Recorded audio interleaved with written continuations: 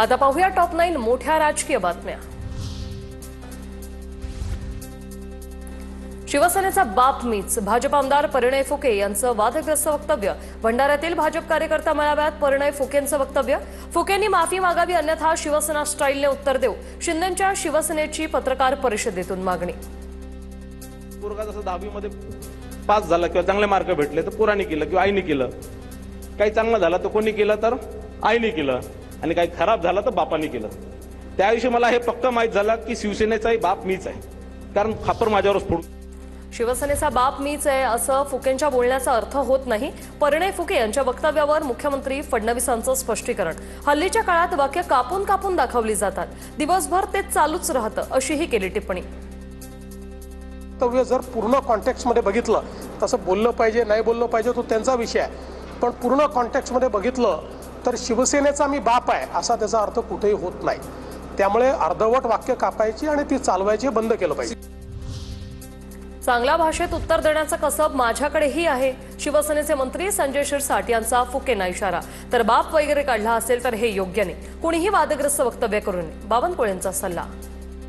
कुठलंही वादग्रस्त वक्तव्य होऊ नये सर्वांकडून। पुन्हाही राव, भारतीय जनता पार्टी मोठ्या भावाच्या भूमिकेमध्ये आहे। असं जर काही संबोधन झालं असेल परिणय फुकेकडनं, बाप वगैरे जर असे विषय जर काढले असतील ते काही योग्य नाही। मी ऐकलेलं नाही ना, आता तुमच्या अंदाजावर मी बोलणं योग्य नाही नसतं। मी चांगल्या भाषेत उत्तर देण्याचं माझं कसब आहे म्हणून मी आता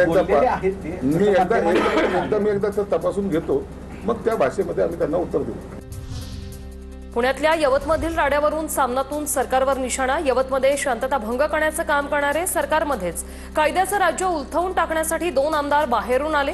महाराष्ट्रात जातीय सलोखा कोण बिघडवतंय, सामनातून सवाल। परळीतील महादेव मुंडे हत्या प्रकरणातील आरोपी देश सोडून जाण्याच्या प्रयत्नात रोहित पवारांचा आरोप। पोलीस यंत्रणांनी खातरजमा करून त्वरित कारवाई करणं गरजेचं असल्याचं ट्विट।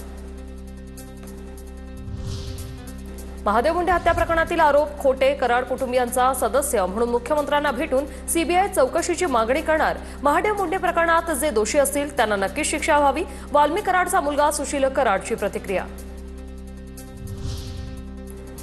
धनंजय मुंडे परत येण्याचा प्रयत्न करतायत, सरकारला वॉर्निंग आहे, कुठल्याही परिस्थितीत त्यांना परत घेऊ नका। शासकीय बंगल्याचं 4.5 महिन्याचं भाडंही त्यांना सरकारकडे जमा केल्याशिवाय राहणार नाही, अंजली दमानियांचा सरकारलाच इशारा।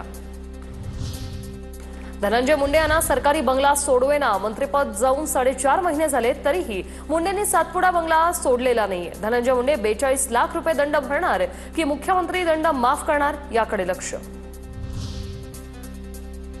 सातपुडा बंगल्याबाबत मुख्यमंत्री निर्णय घेतील, तिथे कुणी राहत असेल तर आपण त्यांना कसं बाहेर काढणार, घर रिकामं झालं की तिथे राहायला जाणार, असं अजित पवारांना सांगितल्याची छगन भुजबळ यांची माहिती।